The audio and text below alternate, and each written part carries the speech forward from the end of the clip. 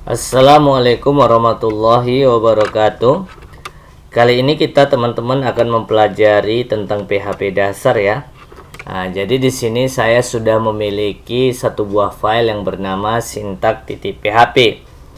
Cara penulisan syntax.php itu dimulai dari lebih kecil seperti ini, kemudian tanda tanya, kemudian PHP. Kemudian ditutup nanti dengan tanda tanya, kemudian lebih besar atau lebih dari seperti ini. Ini tidak, kalau seandainya kita hapus PHP-nya juga tidak masalah ya teman-teman, sama saja seperti ini penulisannya. Itu sama saja dengan yang tadi.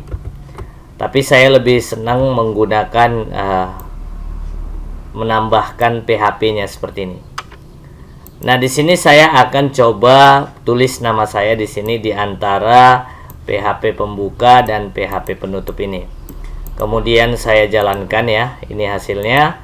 Di situ error ya teman-teman. Maka nanti kita akan menggunakan echo. Echo ini berfungsi untuk menampilkan teks atau nilai variabel ke browser. Jadi teks atau nilai variabel bisa ditampilkan ke browser dengan menggunakan echo ini. Cara penulisannya seperti ini teman-teman ya. Saya ketikkan echo. Kutip 2 seperti ini, baru kutip penutup.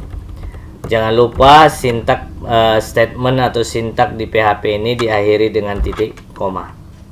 Ctrl S, kemudian lihat hasilnya, kita reload, akan tertulis sama dengan yang kita ketik di sini dengan menggunakan perintah echo. Jadi perintah echo ini berfungsi untuk menampilkan teks atau nilai variabel ke dalam browser. Itu adalah teks yang kita tampilkan tadi yang ini. Kalau nilai variabel misalnya saya buat di sini variabelnya nama. Kemudian saya tulis nama saya tadi M. Lukman Dalimunti. Kemudian saya titik koma. Di sini saya tinggal panggil variabelnya $nama. Jadi variabel di dalam PHP itu dimulai dengan $, ya teman-teman. Jangan biasakan menggunakan angka awalnya variabel itu. Boleh ada angka, misalnya saya buat misalnya ada nama 2 boleh ya. Tapi jangan diawali dengan angka. Misalnya teman-teman buat ini $2, jangan ya. Seperti ini, tidak dikenalinya dia. Maka angkanya boleh kita pakai tapi jangan di awal. Kemudian variabel jangan biasakan dengan menggunakan tanda seperti ini, tanda kurang ya. Nanti dianggapnya operasi pengurangan ya kan. Jangan teman-teman. Jadi kalau mau 2 kata nama variabelnya teman-teman bisa pisahkan dengan underscore seperti ini. Oke ya. Itu saja masalah variabel tadi ya. Ini dia. Kemudian saya akan panggil ya $nama ya. Ctrl S, coba lihat hasilnya. Kita reload, maka akan tampil M. Lukman Dalimunti. Terkadang di PHP ada orang menuliskannya dengan menggunakan tanda kutip 1. Seperti ini ya teman-teman. Kalau teman-teman menggunakan kutip 1, maka nanti yang ditampilkannya di browser itu adalah $nama ini aja, bukan nilai daripada variabel tersebut. Nilai variabel tersebut tadi adalah M. Lukman Dalimunti. Bukan itu yang ditampilkan kalau teman-teman menggunakan kutip 1, melainkan bacaan $nama ini. Coba kita lihat hasilnya. Ini dia. Berbeda dengan kutip 2 tadi ya teman-teman. Maka biasakanlah menggunakan kutip 2 atau petik 2. Oke. Sekarang kita gunakan petik 2-nya seperti ini. Oke ya. Kalau teman-teman jalankan, maka dia akan jalan. Ini. Nah, seandainya saya mau membuat sebuah komentar ya. Kita lagi belajar PHP nih. Komentar ini tidak akan ditampilkan di browser teman-teman. Contoh saya buat belajar PHP dasar untuk pemula misalnya. Pengenalan sintak PHP. Nah, di sini kalau saya buat komentar, komentar itu harus ada perintahnya, teman-teman. Kalau kayak gini saja nanti bisa teman-teman lihat dia akan error. Maka kita buat komentar. Perintah komentar itu bisa slash 2 kali, garis miring maksud saya 2 kali, atau bisa garis miring sekali, bintang, baru bintang, garis miring. Nah, saya praktekkan aja ya teman-teman. Misalnya nih, saya mau setiap baris, ini baris pertama, ini baris kedua, saya kasih komentarnya. Kalau setiap baris teman-teman bisa blok, kemudian tekan kontrol baru slash atau garis miring ya. Maka ini akan dibuat komentar. Komentar ini nanti kita bisa gunakan untuk menjelaskan atau menerangkan coding yang kita buat, script yang kita buat. Nah ya, ini saya kasih contoh aja seperti ini. Jadi ini tidak akan ditampilkan di browser ya teman-teman. Teman-teman bisa lihat. Saya reload, maka yang tampil cuman M. Lukman Dalimunte ini. Dia tidak ditampilkan di browser. Atau dengan cara teman-teman bisa buat caranya yang lain ya. Tadi kan setiap baris ya, namanya itu single line comment. Kalau multi line comment artinya komentar tersebut dianggap masih dua baris itu menjadi satu ya. Tadi kan dipisah-pisah. Belajar PHP dasar untuk pemula itu satu komentar, pengenalan sintak PHP itu satu komentar. Kalau kita gabung ya, artinya itu adalah sambungan dari belajar PHP dasar untuk pemula ya. Sambungannya apa? Pengenalan sintak PHP itu kita gabung, kita sambung. Maka namanya multi line comment ya. Maka caranya tekan ALT, tahan di keyboard, kemudian shift, kemudian A. Jadi ALT shift A. Nah, ini namanya multi line comment. Nah, seperti ini ya teman-teman. Nah, ini dia. Oke. Ini juga tidak ditampilkan di browser. Kalau teman-teman reload, dia tidak tampil di browser ya. Oke, sekarang kita lihat apakah perintah PHP ini terbaca di browser. Nah, gitu ya. Script ini terbaca. Nah, kita bisa lihat, yang kita lihat di sini ini adalah echo tadi. Jadi yang echo tadi, script PHP-nya apakah terlihat? Nanti kita cek. Jadi teman-teman, saya menggunakan komputer sekaligus server. Seandainya teman-teman itu udah di online kan nih script ya, PHP kita udah di online kan, maka orang lain bisa melihatnya. Yang dilihat orang lain itu, yang dilihat user itu adalah echo ya, atau perintah-perintah PHP. Jadi yang dilihat user itu adalah tampilan doang ya, tampilan. Kalau ada penginputannya gitu ya, yang dilihat user. Tapi user tidak bisa melihat scriptnya. Coba kita cek ya, klik kanan, pilih inspect ya teman-teman. Nah ini, yang nampak itu HTML-nya nih. Kelihatan ya teman-teman, HTML, head, body, HTML ini. Yang PHP-nya tadi tidak kelihatan ini. Perintah PHP-nya tadi echo nama itu tidak kelihatan ya. Yang kelihatan hanya HTML-nya saja. Selanjutnya kita akan mempelajari materi menggabungkan string ya teman-teman, atau sering disebut dengan concat, penggabungan string. Ini kita jadikan komentar saja ya. Saya blok, saya tekan kontrol baru slash ya, atau garis miring. Kemudian di sini saya buat misalnya dolar depan ya. Di sini saya buat Lukman. Selanjutnya di sini dolar belakang. sama dengan Dalimunte, seperti ini ya. Saya akan gabungkan ini, nanti hasilnya menjadi Lukman Dalimunte. Maka saya gabungkan dengan perintah menggunakan titik. Jadi gini, di sini saya kasih komentarnya menggabungkan stringnya, atau dalam kurung disebut concat. Nah, di sini kita menggunakan titik,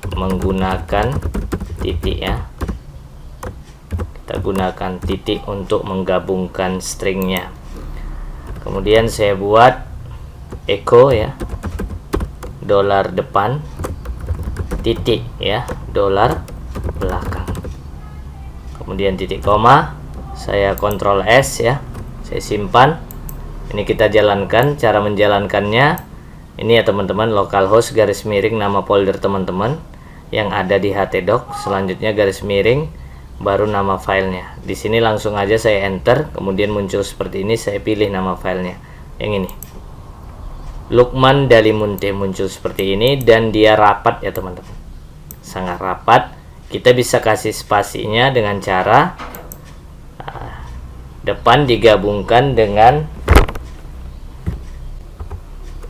kita buat di sini itu kutip seperti ini, kemudian gabungkan dengan belakang. Nah, jadi nanti antara nama depan dan nama belakang akan dipisahkan dengan tanda spasi. Ini spasi ya, kutip ini spasi, kita kasih spasinya sini. Nah, seperti itu. Ctrl S ya, lihat hasilnya, kita reload. Nah, akan memberikan spasi karena sudah kita spasikan ini. Jadi artinya gini, nama depan digabungkan dengan spasi, kemudian digabungkan lagi dengan nama belakang. Nah, ini dia. Nah, oke ya, berarti masalah menggabungkan string sudah selesai. Kemudian kita masuk ke materi berikutnya, yaitu masalah operator aritmatika ya. Kita akan bahas operator aritmatika, atau misalnya operator yang dasar ya. Itu ada nanti kali misalnya, kemudian ada nanti bagi, ada nanti kurang, ada kemudian tambah, ada nanti modulasi mul. Nah, seperti itu. Saya coba satu-satu ya. Ini kita buat aja variabel ya, biar gampang. Bisa langsung sih kita jumlahkan 1 tambah 2, tapi secara umumnya ya, yang biasa dilakukan programmer itu menggunakan variabel.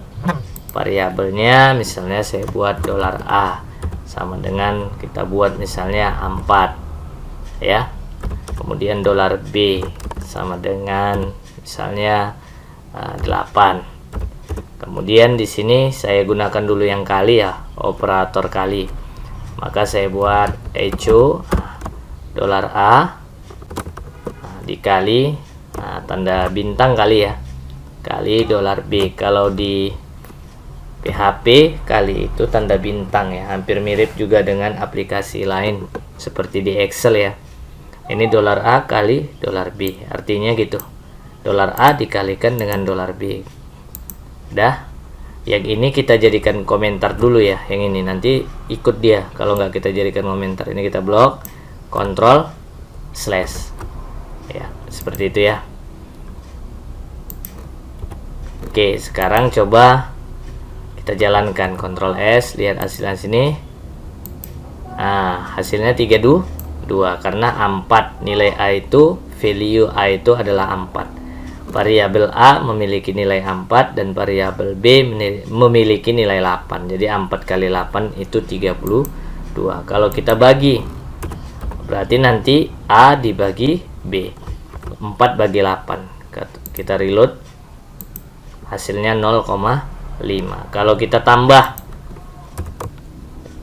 ya, Ctrl S, lihat hasilnya 12.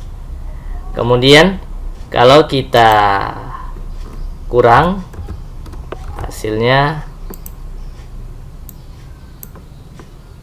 negatif 4. Kalau kita mod itu sisa bagi ya, Nah, sisanya 4 ya, artinya gini, karena lebih kecil nilai A ini ya, maka sisa hasil baginya 4 ini juga. Kalau saya buat 5 ya, saya buat 5, maka kita reload, sisanya 5 juga karena lebih kecil. Tapi kalau saya buat di sini 16 ya, nah, harusnya sisanya bukan itu ya, karena lebih besar nilai A-nya. Maka nanti sisanya, sisa baginya itu harusnya, karena bisa dibagi ya, sisanya harusnya 0. Nah, karena kalau lebih kecil A itu sisanya diri dia sendiri. Kalau misalnya 1 ya, Ctrl S, maka sisanya diri dia sendiri. Nah, seperti itu ya teman-teman ya. Oke, selanjutnya seperti ini. Kalau seandainya ini saya beri misalnya 2 ya, kemudian ada lagi variabel C misalnya 3. Nah, saya buat seperti ini. Kalau teman-teman buat seperti ini operasinya, misalnya kurung ya, $A ditambah $B dikali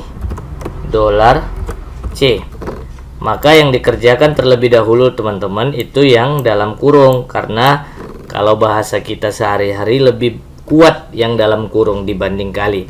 Kalau seandainya tidak ada dalam kurungnya lain cerita, nanti kita coba ya teman-teman. Ini yang dalam kurung dulu, berarti dikerjakan dulu $A tambah $B nya berapa hasilnya ya kan, udah berapa hasilnya, baru hasil tersebut akan dikalikan dengan $C. Berarti 1 ditambah 2 adalah 3, karena $A1, B 2, $B 2. Jadi 1 tambah 2 3, kemudian dikalikan $C. $C itu adalah 3. 3 kali 3 harusnya hasilnya 9. Nah, ini dia hasilnya 9. Tapi kalau saya buat seperti ini, misalnya $A tambah $B kali $C, berapa hasilnya? Apakah 9 juga? Nah, ini bisa kita cek ya teman-teman, hasilnya berapa? Hasilnya 7 teman-teman. Kenapa hasilnya 7? Karena dikalikan dulu, yang lebih kuat itu kali, berarti $B dikali $C. $B nilainya 2, 2 dikali 3 itu 6 ya kan? 6 ditambah dengan A-nya 1. 1 ditambah 6 itu 7. Makanya hasilnya 7 bukan 9 kalau kita buat seperti ini tanpa tanda kurung. Oke. Oke, kita lanjut materi kita berikutnya, yaitu masalah assessment. Ini kita jadikan komentar aja ya teman-teman. Kontrol slash atau kontrol garis miring. Kita akan bahas masalah assessment. Ini kita kasih komentar assessment ya. Nah, itu ada nanti assessment itu bisa sama dengan seperti ini, kemudian ada plus sama dengan, kemudian ada nanti juga kurang sama dengan, kemudian ada lagi nanti kali sama dengan, kemudian bagi sama dengan, selanjutnya ada nanti mod sama dengan, kemudian ada titik sama dengan. Kita coba ya, yang pertama itu kita buat misalnya gini, variabel A sama dengan 1. Kemudian di sini juga ada variabel A sama dengan misalnya 5. Kemudian kita echo variabel A tadi. Apa yang terjadi teman-teman? Kita lihat hasilnya. Maka hasilnya 5. Yang terbaca itu teman-teman yang akhir, karena nama variabelnya itu sama. Maka yang terbaca yang terakhir kali, yaitu $A sama dengan 5. Maka tertulis di browser itu adalah 5. Tetapi kalau kita buat seperti ini misalnya, plus sama dengan, itu lain cerita teman-teman. Kita lihat hasilnya. Hasilnya adalah 6. Kenapa? $A dulu dipanggil, yaitu 1 ditambahkan dengan 5. $A nya juga 5 tambah dengan 5, maka hasilnya akan 6. Itu bedanya teman-teman. Kalau kita kurang, kita cek kurangnya, Ctrl S, hasilnya negatif 4. 1 dikurang dengan 5, hasilnya negatif 4. Kalau kita kali, teman-teman bisa lihat, kita kali, Ctrl S, hasilnya 5. 1 dikalikan dengan 5. Kalau kita buat bagi, Ctrl S, lihat hasilnya 0,21 dibagi dengan 5. Begitu seterusnya teman-teman. Oke, selanjutnya saya akan jadikan ini komentar dulu. Oke ya, ke bawahnya kita buat, biasakan kita gabung tadi string tadi dengan menggunakan dolar depan dan dolar belakang, dolar nama depan dan dolar nama belakang. Ini kita bisa menggunakan assessment untuk menggabungnya. Logikanya gitu ya. Tapi sama nama variabelnya. Misalnya variabel nama kita buat. Namanya misalnya Muhammad.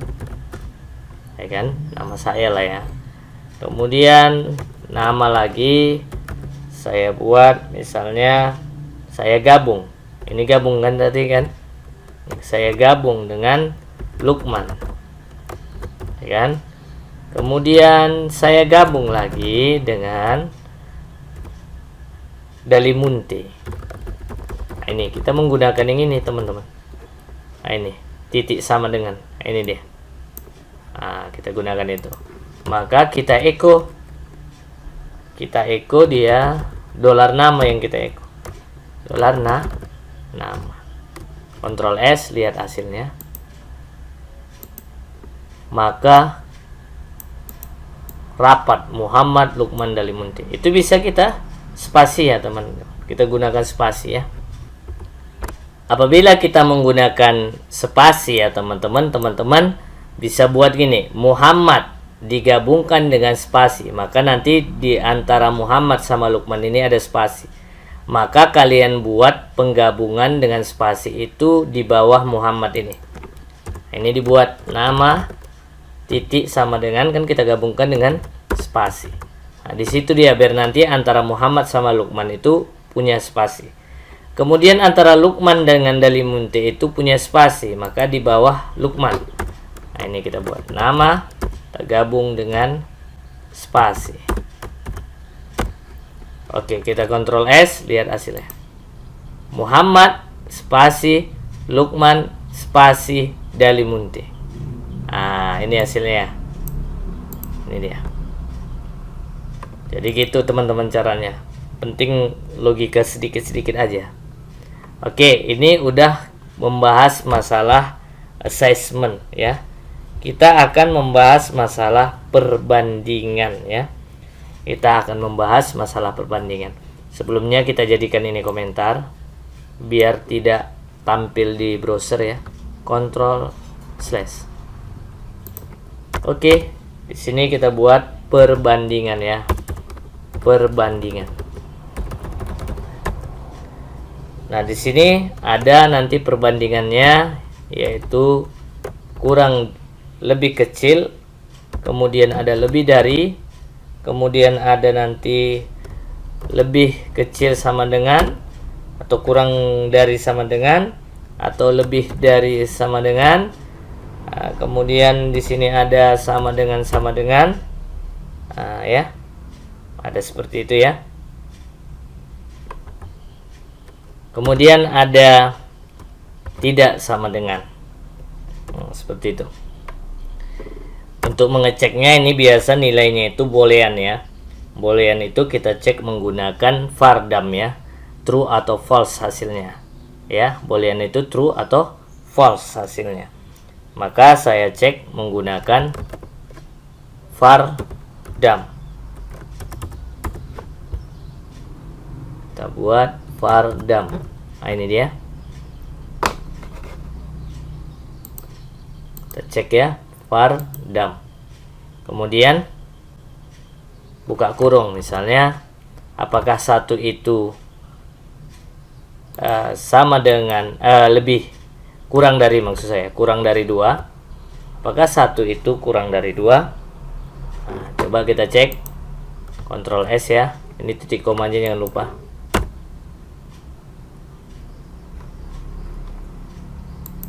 Hasilnya true. Ya. Vardam 1 itu benar kurang dari 2. Apakah 1 itu lebih dari 2? Nah, seperti itu ya. Maka hasilnya nanti kita cek false ya hasilnya. False hasilnya. Nah, pertanyaannya gini. Apakah 1 itu sama dengan 1 seperti ini? Dikasih kutip, Ctrl S. Kita lihat hasilnya. Ternyata benar sama. Jadi fungsi tidak melihat tipe datanya. Kan ini tipe data string ini kan, dikasih kutip. Tidak melihat tipe datanya, tapi nilainya nilainya sama dengan gitu. Sama dengan 1. Maka dia tidak lihat tipe datanya. Nah, itu dia ya. Kalau teman-teman ingin mengecek tipe datanya, maka teman-teman akan menggunakan identitas ya. Ini kita jadikan komentar ya. Kita akan gunakan Vardam juga, tetapi operator yang kita gunakan namanya operator identitas ya. Nah, jadi Vardam yang pertama tadi kita gunakan dengan operator perbandingan. Jadi kalau mau mengecek sekaligus tipe datanya sama apa tidak, maka gunakanlah operator identitas. Operator identitas ini ada nanti seperti ini ya, sama dengannya 3 kali. Kemudian ada nanti tidak sama dengan seperti ini. Tidak sama dengannya ada 2 kali seperti ini. Ya, berbeda sama yang perbandingan ya, sekali tadi ya, sama dengannya 2 kali. Oke, kita tes ya. Apakah 1 tadi Vardam? Apakah 1? Nah, sama dengannya 3 kali. Sama dengan ini. Jawabannya ini harusnya false. Karena tipe datanya sudah beda. Penggunaan operator identitas ini sebanyak 3 sama dengannya itu mengecek sekaligus tipe datanya. Nah, kita lihat hasilnya harus false teman-teman. Nah, benar ya, false ya. Karena diceknya tipe datanya. Nah, itu dia. Selanjutnya kita akan membahas operator logika. Ini kita jadikan komentar aja ya teman-teman ya. Nah, ini. Sini kita tambahkan operator logika ya. Logika. Nah, di sini ada nanti operator logika itu ada dan ya. Seperti ini. Kemudian ada nanti OR ya. Seperti ini. Nah, jadi OR ini garis lurus 2 ini adanya nanti di atas tombol enter teman-teman. Teman-teman bisa tekan shift kemudian pencet di atas tombol enter, ada seperti ini. Garis gini ya. 2 kali tekan shift maka 2 kali muncul 2 garis. Nah, seperti itu ya. Saya ulangi, shift. Nah, gitu ya. Nah, selanjutnya spasi lagi ya. Ada nanti not ya. Not tanda seru aja. Nah, saya pakai operator yang 2 ini. Ini yang sering digunakan ya. Saya contohkan misalnya $A sama dengan misalnya 4. Kemudian di sini Vardam kita cek dengan menggunakan Vardam ya, Vardam buka kurung $A. Apakah benar $A itu lebih kecil dari 10? Ya kan? Dan kita buat kondisinya itu $A itu lebih kecil dari 10. Benar nggak itu? Dan kita pakai dan $A itu harus bilangan genap. Berarti kalau bilangan genap modnya 0 ya tadi ya. $A dibagi ya, dibagi 2, mod 2 ya. Di mod 2 maksud saya, sisa baginya itu $A mod 2, sisanya harus 0. Sisanya harus 0 seperti ini ya. Titik koma. Coba kita Ctrl S. Apa hasilnya? True ya teman-teman. Benar nggak true? $A 4. 4 itu benar nggak lebih kecil dari 10? Benar. Kemudian $A benar nggak kalau dibagi dengan 2 sisanya habis, benar ya, 0 sisanya, benar ya, makanya true. Jadi n ini kondisinya artinya dua-duanya harus benar, tidak boleh satu. Kalau contohnya saya ganti misalnya contohnya 12 ya, saya ganti 12, contoh 12, saya kontrol S, udah. 12 itu benar nggak kurang dari 10? Nah itu dia, 12 itu benar nggak kurang dari 10? Ternyata 12 itu lebih besar dari 10, nah, bukan kurang dari 10. Maka salahlah kondisi itu. Tetapi 12 itu dibagi 2 memang sisanya 0, benar. Kalau salah satu aja salah, kan n tadi kedua-duanya harus benar. Kalau salah satu aja salah, maka hasilnya akan false. Maka hasilnya false. Nah, benar kan hasilnya? False. Nah, itu dia. Kalau saya buat OR seperti ini, yang gini, OR, nah ini lain cerita.